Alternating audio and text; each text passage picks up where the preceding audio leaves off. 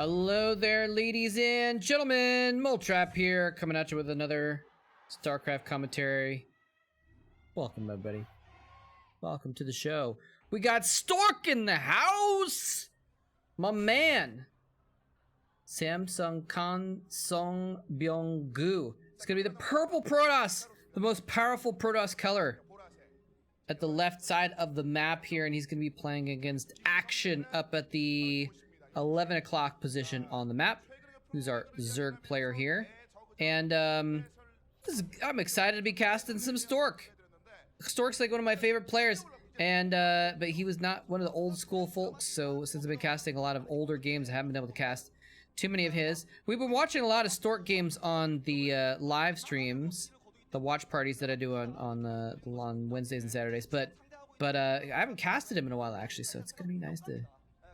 Feels like I haven't cast him in a while. So here we got Stork versus Action, and this is again one of my ASL preview, pseudo preview videos. Both these guys are going to be playing in the next group of the ASL, and that's really exciting to me actually, because here's the thing, like, well, it's exciting because Stork is actually like still competitive basically, and I'm happy about that. I'm happy for my man Stork. Stork has had to carry some weight, man. There was a time when he was like in the late Kespa days, you know, Jongbi kind of took over as the dominant Protoss. Stork just wasn't doing too well, but Stork was being a player for StarCraft 1 and 2 and StarCraft 2, trying to play both games, and he was a player coach for both games. So he had to like play, but he also had to carry his team and coach and stuff like that. So like he really had a lot of you know, pressure on him back in those days, and he kind of fell off for a while. But now that things are kind of back to Brood War focused, he's been doing okay. And actually, I thought, you know, recently he was in the team league. He was the captain of one of the team league teams, and there was some drama because in like the selection ceremony for the teams, he was complaining about how he was bad, and he didn't have much confidence in his team, and he didn't think he was going to play well and all this stuff. But like he actually, like, I guess I had this impression that he might have been, oh, 2 cannons going down for Stork, by the way. He's very concerned here. The game I cast the other day, we had, you know, a early pool, and the Protoss still went Nexus first because it was long distance. Here it's a very short distance, so he has to get those defensive cannons up before he can get any of his other tech or economy going. So it's a very smart play by Stork. But anyways, Stork, I guess I kind of felt like maybe because he was complaining about his own abilities that he was just like not in good shape. But he's actually been in the 12 seasons of ASL. He's actually been in like 9 of them. 9 or maybe even 10. He's been very consistent the last few years as playing as a high level player. And it's like kind of not surprising that he was an actual Protoss god in the Kespa days. That like even if he's a little bit out of shape, like Stork out of shape is still like super good, you know. So he's still been able to play at the highest level recently. So I'm really happy to see him, you know. Now he's going to be here in the group stage of the next ASL. I'm really hoping that he'll be able to make it out and actually, you know, progress forward a little bit. But it's not necessarily like he's got a very tough group. He's in a group with Lita and Beast and Action, who is our Zerg player in this game, who is also in the ASL. He is actually an interesting situation where he's been in less of the ASLs, and he obviously had way less accomplishments back in the day. Farthest he ever got was the round of 8 in the Korean Air OSL, the second Korean Air OSL. So Action, not a you know, former god, or not a washed up god like Stork. Washed up isn't the right term for Stork, but he's actually been kind of doing better a little bit recently in the ASLs. He actually got to the round of 8 of ASL Season 9. He got 4th place in ASL Season 8, so it's been a couple seasons since Action's been on top, or been near the top, but he has been near the top, whereas Stork hasn't really gotten to those quarterfinals and semifinals in the ASL. He's just kind of been playing at the lower levels and staying competitive, but not really in contention for a win or anything like that. So anyway, so both these players, old school, high-level players, you know, going at it in the Winners League of from 2011? Yeah, 2011. So, and this is, by the way, just for a little bit more context as well, this is the Winners League, where Whoever wins stays in the booth, and as the other team sends out another player against them, right? And Stork actually just won. I'm not sure. I thought he just won a game, but maybe he didn't. I think Stork won the previous game and is still here, and Action has been sent out to battle him. But I could be wrong about that. I just didn't bother. It wasn't worth trying to look up all the details of the Winners League situation just for this match. But anyway, we just saw some spinning, some animations, some sprites moving on that cybernetics core. So he actually could be looking at upgrading the air weapons for getting some Corsairs out. He might be going for early air weapons, is what I'm kind of imagining is the case for that. I don't know if we even. I think we've seen the Stargate. Have we seen a Stargate? We must have seen a Stargate, right? He must have gotten that. Oh yeah, we did see the Stargate warping in, but he hasn't shown up yet. It might be finishing warping in right now, actually. So, right? We saw, yeah, there's the Stargate. Okay, so now he's making his first Corsair. He's getting the +1 weapons for the Corsairs, and making a robotics facility. So we're gonna see some nice little Seer Reaver. Ooh, what is this? Oh, he's actually gonna put a second pylon down there and trap that probe. So he is definitely gonna go bullish on the Corsairs here.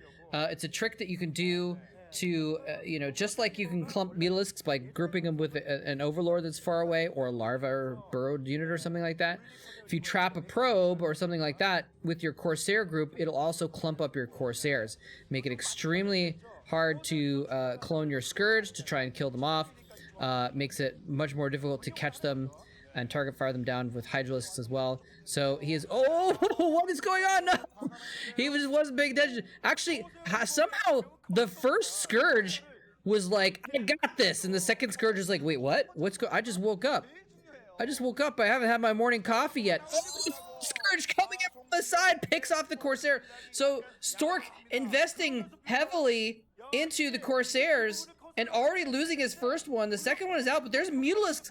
Is Action just gonna like take the game right now? Because without any Corsairs, these Mutalisks can do major damage. He doesn't have Templar tech either because he went for the robotics facility. So Action has an opportunity. There's only like one cannon in the main, and there's no cannons protecting the minerals of the natural. So this is actually a pretty bad situation for Stork, and as I say that, I look back, and somehow he's magically gotten 3 Corsairs.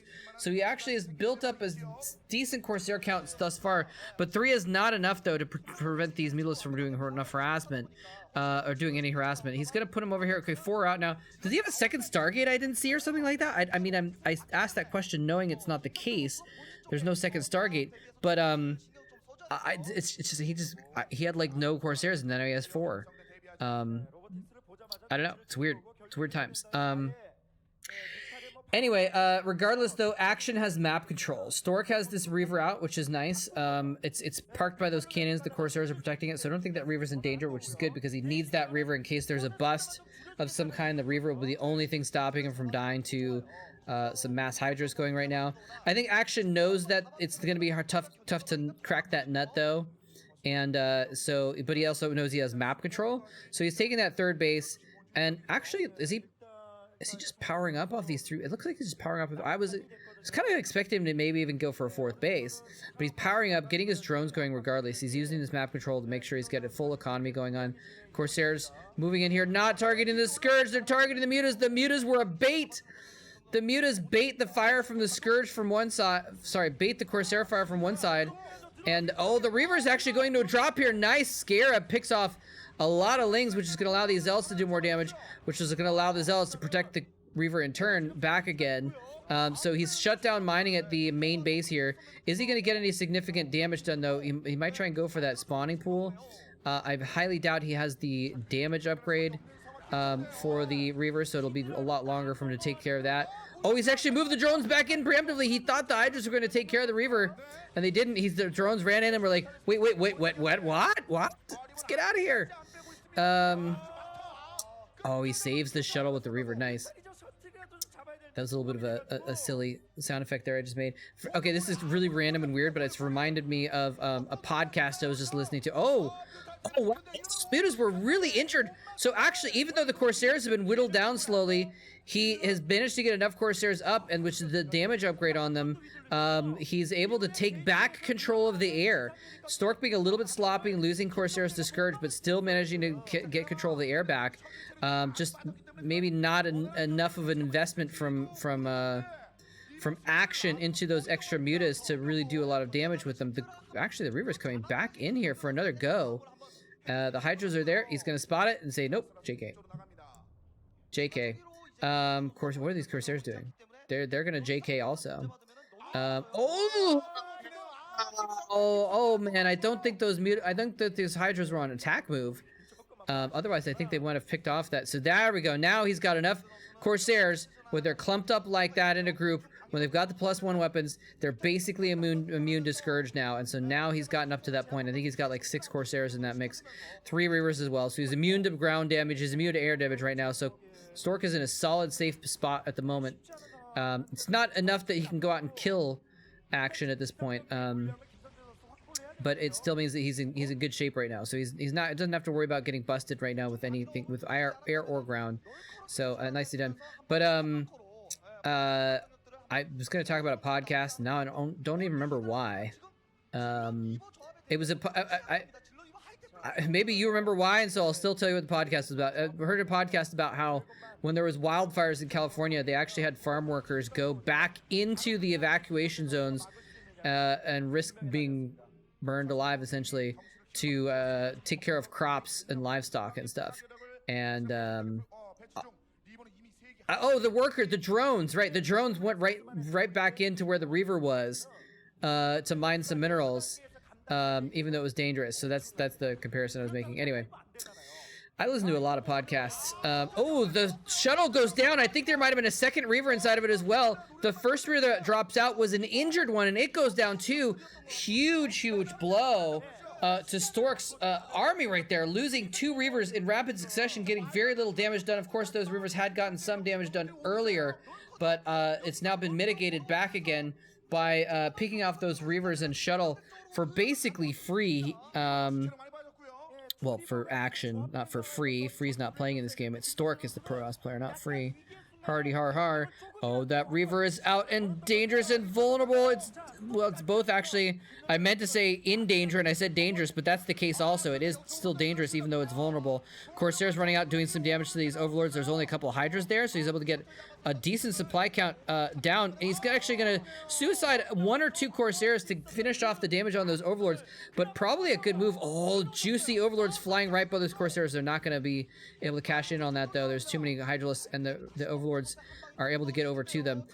So the Reaver was in danger though of dying, but he was able to save it. Action just didn't have enough stuff that he felt like he was confident going in there and attacking that force. So now Stork is able to get a shuttle out to accompany that Reaver to keep it mobile. Is he going to try and go in the back again? There's still a couple Hydralisks there. But he's actually going to use that Reaver to pick them off. So I think there's still too much defense for him to do too much damage there. He might want to consider going after the 3rd base, which is interesting to note that Action is still only on 3 bases. This is the map Icarus, by the way. This is a weird map. You can kind of see on the mini-map. I'm going to pop up the map real quick for a second here. You can see that, like, there's these corner bases that have, like, a bridge and a ramp. And so they're kind of very defensible by some means and also hard to defend by other means because it's hard to get back in there. Okay, here's... Oh, this time instead of the Reaver, it's a Storm... What was that? Why did they... What was that? He dropped out this Templar and they didn't storm. Did he not have storm researched yet? Or were they brand new fresh Templar and they didn't have enough energy? They were at like 73 energy or something?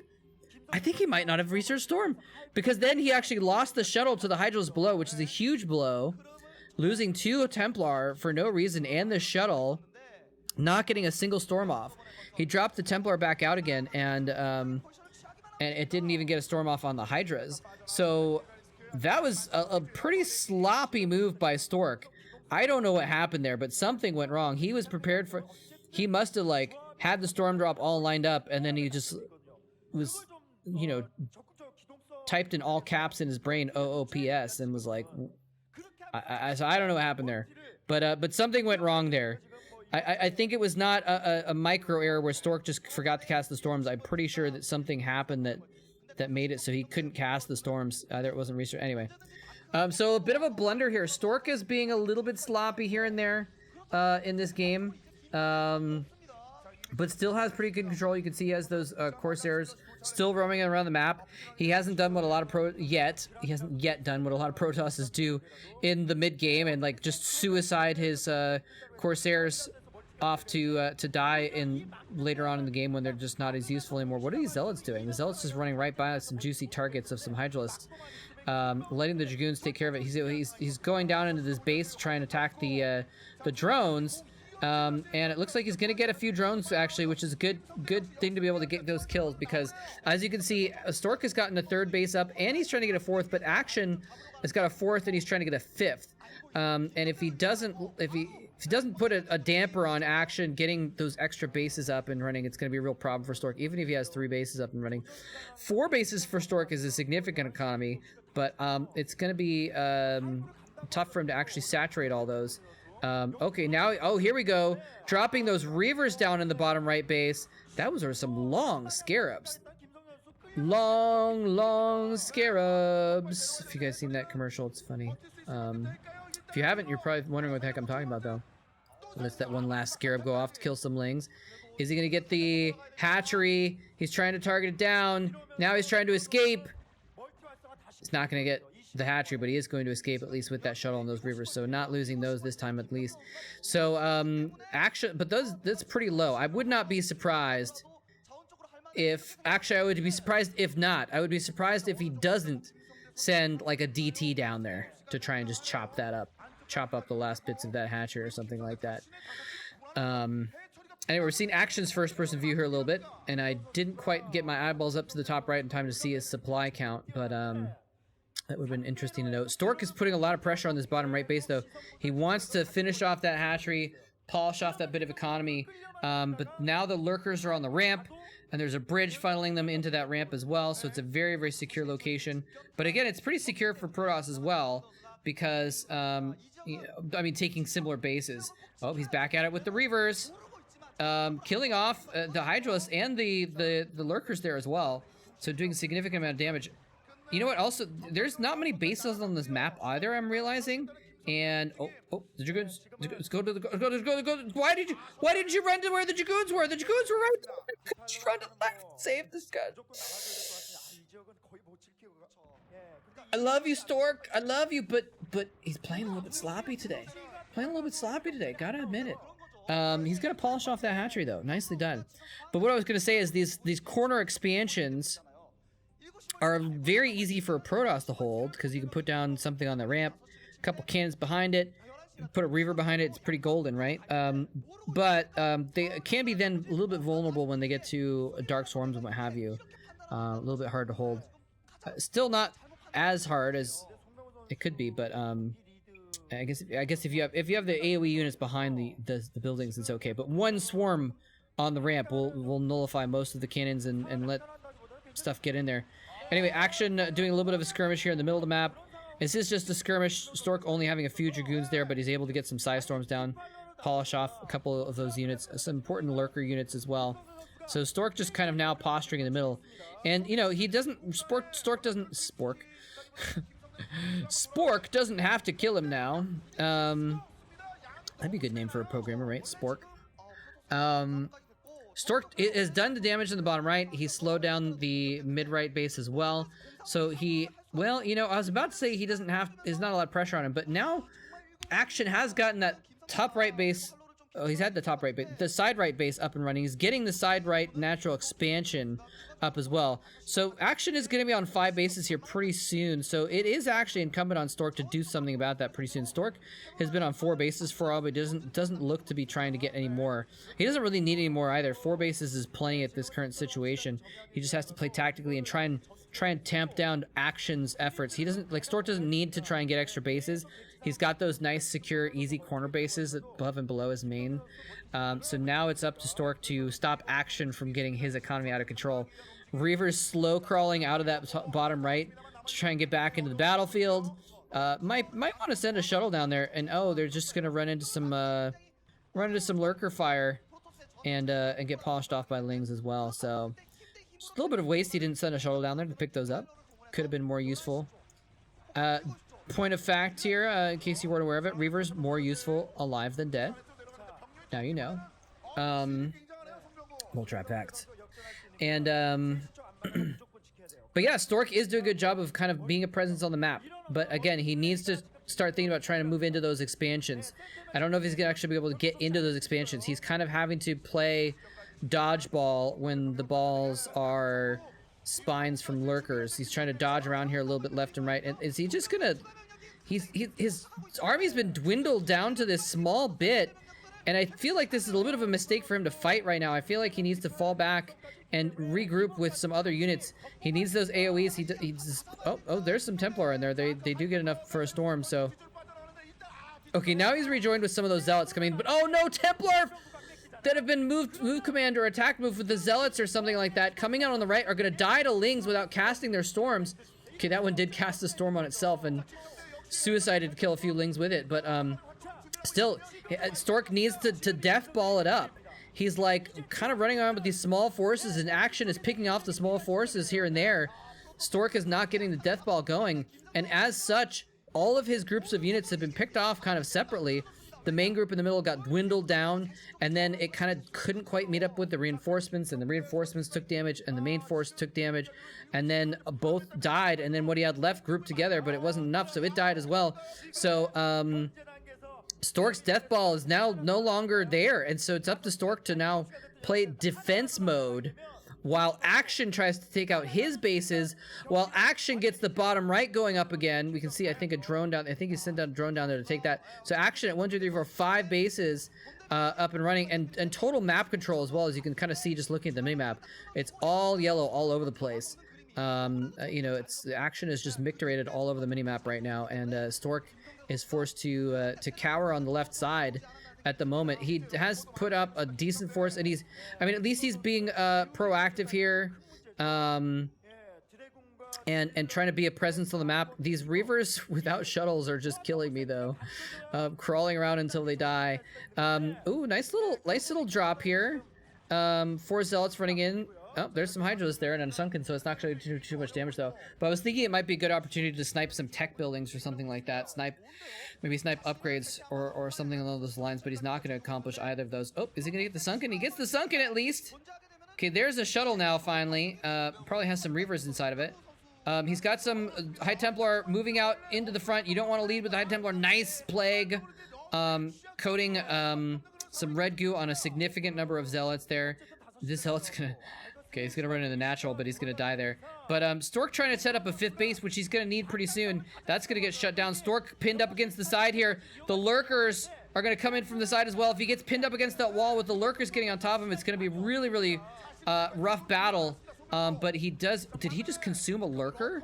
He just consumed a Lurker to have enough for a Plague. That's a little bit crazy. But I guess he saw a juicy target in those clumped up units and just really wanted to go for it. Maybe it was an injured Lurker. It's hard to tell. But, yeah. Action still has major map control. He's gotten that 6th base up and running as well. And you can see units streaming all up into the middle map from all different locations. Stork is struggling to build up a force large enough to be the death ball that he wants to see in the world. And it's been rough for him. I thought that Action was going to do a drop in the bottom left earlier. If he had, it might have been some nails in the coffin for Stork, because Stork, you know, has just been struggling to get past 4 bases for a while, or maybe not struggling. He didn't try for a bit, but now he really needs a 4th base, more than these 4 bases, I think, and he's just not quite there. And here comes a shuttle running in. Now the shuttles are by themselves, and the Scourge are targeting the Hydralists are there as well. Oh, I think that shuttle might die to that Scourge because it's been plagued, and so the single Scourge is enough to kill it. He's in fact so worried he's gonna drop. Yeah, the shuttle does die. He drops the units out of the shuttle though, at least. And we got to find out what was in there. And this has been an unboxing by Action. Let me just unbox these units by taking out the shuttle with the Scourge. And again, Stork just kind of being a little bit scrappy here with a small amount of units. Plagued Archons running around now with 1 hit point and a million shields. But But yeah, Stork just hasn't been able to build up a large enough ball of stuff. But he can't also just sit back and be passive to build up that death ball either. He needs to be out on the map. So he's kind of like stuck, kind of doing the necessary thing and being a presence on the map, trying to force a situation where he can get some good trades with nice Psystorms. He has been doing Psystorms and morphing Archons, so he's built up a decent force of the Archons now. In fact, he might morph another one there. So with those empty Templar. So he's got several Archons, but you know, he kind of needs a little bit more with them. He needs some more Dragoons involved, especially with all these lurkers on the map. But he's actually just going to push out on the map, and Action has not all of his forces consolidated. He's going to run in. Oh, beautiful storms on those lurkers on the south of this battle. Action not dividing his lurkers up at all. So 3 Psystorms kills like 7 lurkers. Beautiful play, and Stork is actually pushing through. Action with his forces a little bit scattered around the map, not presenting a unified front against this force of Stork. So now Stork doing exactly what Action did earlier by picking off small groups of units with a lesser force. A force that's lesser than the whole of what Action has, but greater than each individual clump of units. And so he's actually able to go around and kind of pick off different forces. And so now Stork back on the offense. And are those overlords on the map, by the way? The minimap is just dotted with yellow all over the place, and they're really beautifully spread out. Action has vision of the entire map right now. It's actually kind of amazing. I think those are all just overlords, though. So now Action being forced to play defensive here. Stork pushing in to the natural expansion. He doesn't want to go for those side expansions, apparently. I thought he was going to try and go for the side expansions, pick off the economy, but he's going for a killing blow. He feels like he has enough stuff right now that he can take advantage and actually just push directly in there. A plague goes down on the Zealots, which hits the Nidus, making those Zealots have an easier time in order to actually kill the Nidus. So there's no direct reinforcements. Reinforcements are going to have to run all the way across the map to come to this position. Stork is going for the jugular, ladies and gentlemen, pushing in with a small but mighty force, rallying all of his troops to this location as well, into the natural expansion. He's killed off the Sunken. He's killed the Nidus. He's pushing into this base here. Now, what can he actually accomplish, though, with killing this location? Actually, if he pushes his units in there and gets him into a nice clump behind Action's buildings, that would be a nice defensible position. He could kill the units that are reinforcing the spot. The only thing he can actually kill here is the lair, though. There's obviously the Evo Chamber as well, which actually could be important, come to think of it at this point. I'm not sure what the upgrades are, but I'm sorry, I said lair, I meant hive. He's actually up to the hive tech, and it looks like he's going to kill the hive. Killing the hive doesn't actually accomplish very much, though. Killing this expansion with no minerals and killing the hive doesn't accomplish much unless he can follow up and kill the tech buildings. Oh, wait, spawn? He's rebuilding a spawning pool? Why is he... it might just be an anticipation of losing the spawning pool in his main, actually. I don't think he hasn't lost his spawning pool yet, but he might be about to, and so that's why he's building a new spawning pool. But we also saw Hydro's den building there at the bottom right location, so I think the den was part of that wall. So that's what, and now the Defiler Mound went down. When you're losing your hive, you gotta rebuild the high-tech. If he doesn't have like an Ultra's Cavern up or something like that, he's gonna basically reduced back to hatch tech.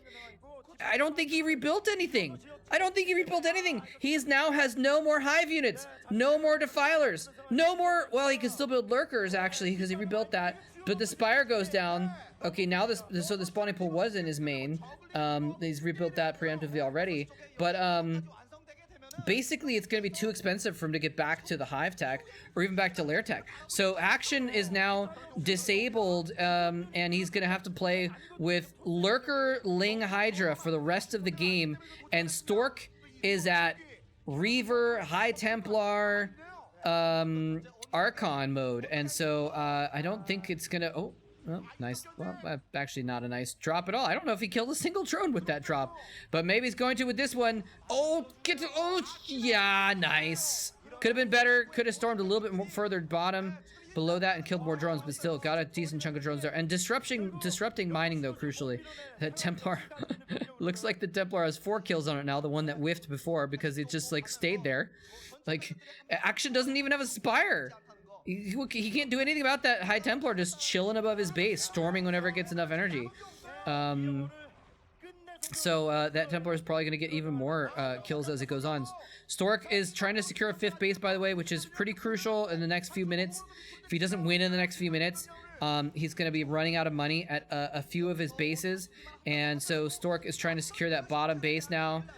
If he does, then he'll still be okay to keep pumping out units, even as he mines out on one or two of his others. But so that might be a place where Action needs to put pressure on, but I don't know how Action does put pressure on him. Action has just lost his main and his natural. Look at these Archons with 23 kills and 19 kills on those Archons. Absolutely disgusting hero Archons. Like, imagine if this was like a MOBA game where those Archons were leveling up and buying items with all the money they got. They would be super OP now. But they are Archons, so they're OP anyway. Not OP, but they're just very powerful anyway. Stork is running his probes to this expansion into a trap. And I don't know if he's gonna realize it before they're all dead. Nope. They're all gonna die. They're all gonna some of them are gonna survive. Okay. That's kind of weird that he like actually just left a trap there. He's like, okay, I see this base. I'm not gonna kill the base because the base is not as important as the probes. So I'm actually just gonna lay a trap here and wait for the probes to come in and kill them. He got like a lot of kills from that little trap there. Does he not have an observer? I don't think he has an observer here. So nice little trap, but Stork does save some of the probes. But this trap is going to get shut down now. And Stork's going to be able to move a few probes in there and get mining there. Yeah, he's just double storming single lurkers now. So I think he doesn't have an observer handy. He's just kind of being a little bit desperate. He needs observers because now there's going to be more lurkers in play. I mean, Action, like I said, is forced to play lurker tech. Lurkers are the most high-tech unit he can make right now, unless he's trying to rebuild his spire somewhere. He could have theoretically done that. But Stork attacking the top right position, again, not crucial. There's no minerals left there. So not a huge blow if he's able to kill some stuff up there. But, oh, was that stop lurkers? Oh, they're all clumped up. He kills 4 lurkers with 2 storms there. Oh, man. Yeah, he still doesn't have an observer, though. So the single lurkers just chill in the middle of his army doing damage. There's an observer finally coming into play.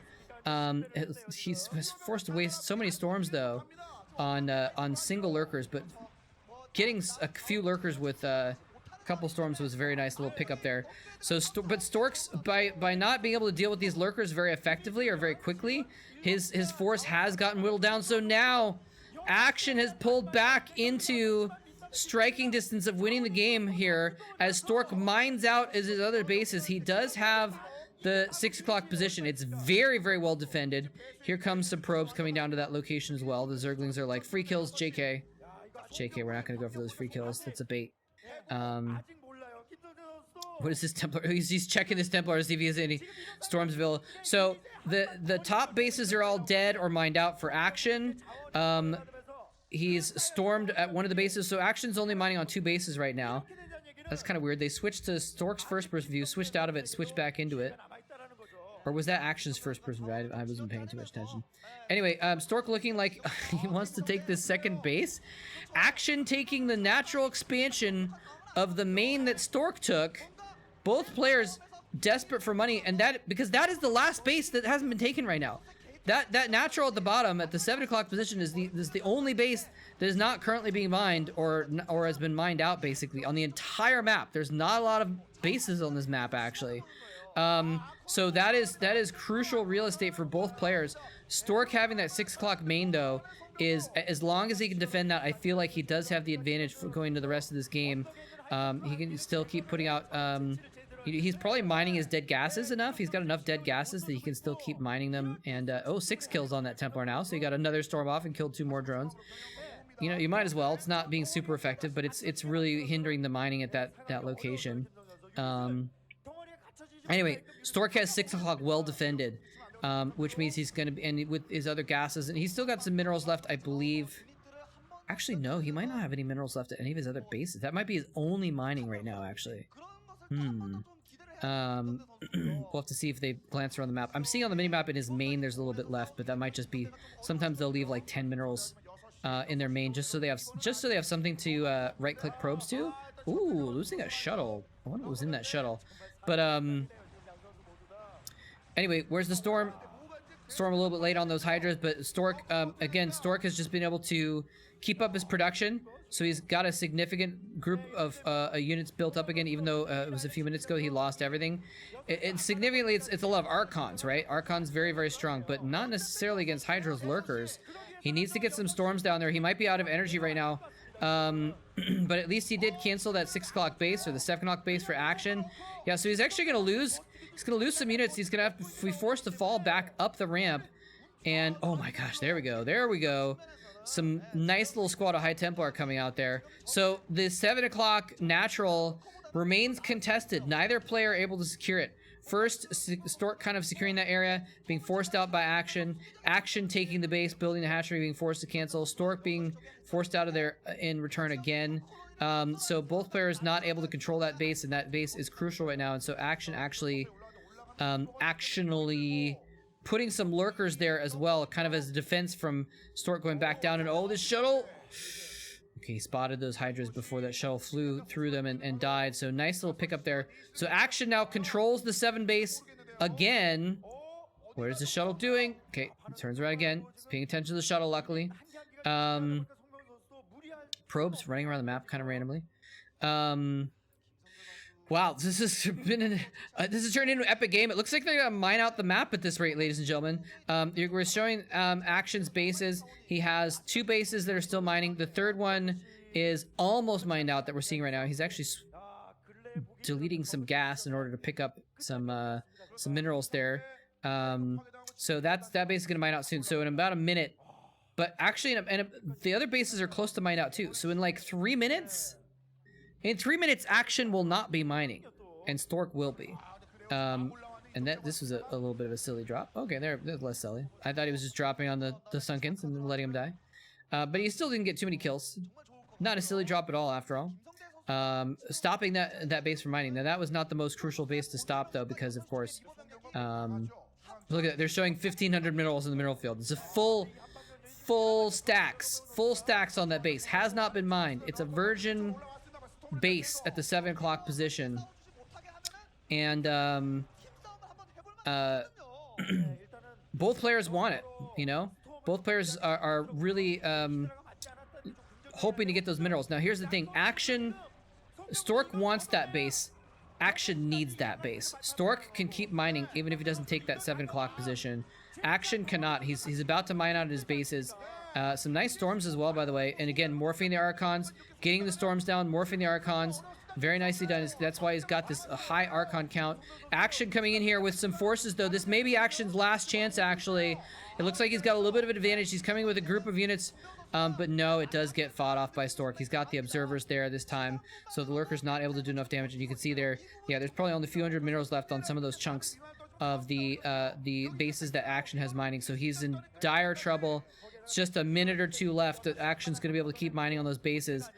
He needs to force something to happen in the next couple minutes and try and take the 7 o'clock expansion in the next few minutes. Otherwise, he's going to mine out, and it doesn't look like that's going to happen. Stork continuing to maintain control. Look at this Templar just walking in there. Take that hatchery.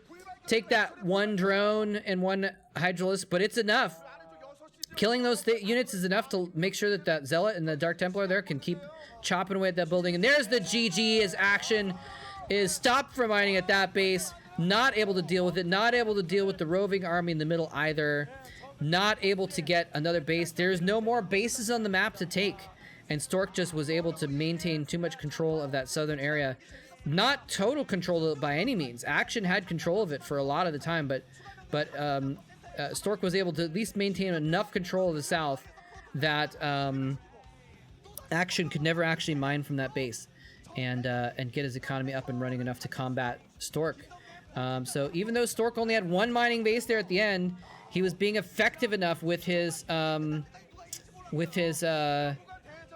storms that he was able to take the game. So very, very nicely done by Stork.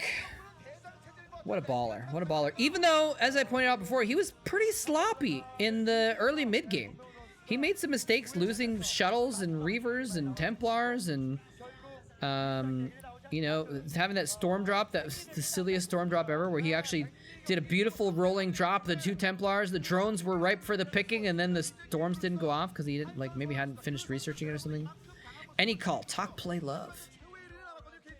I guess any call must be a some kind of a phone company or something. Anyway, that's gonna do it for me, I guess. That was a epic game. Very, very long game, but again, hopefully good luck to both these guys in the ASL coming up. Mostly the Stork, because he's my man. And so there we go. Flash is actually gonna come out to face Stork in the ace match. Oh, I might have to track that game down and cast it. Actually, it's probably been cast before, but like Flash is going to be sent out for KT to battle Stork in the ace match for the Winners League. He doesn't look too happy about it either. He's like, uh-oh. Anyway, no promises. I don't know if I'll be able to cast that game, but hope you guys enjoyed this one at least. Again, I just wanted to show some Stork play, and you know, Action's going to be in this ASL group as well. So it'll be cool to see them playing, you know. And again, they're going to be playing in a group with where's my little list here? Lita as well. Another very, very strong player from the old days, who has been doing reasonably well in ASLs and KSLs recently. And who's the other guy? Beast. Don't know much about Beast. Beast is a pretty strong Zerg player, I believe, as well. Anyway, so hope you guys enjoyed it. Thanks very much for watching, and GG. I will see you next time.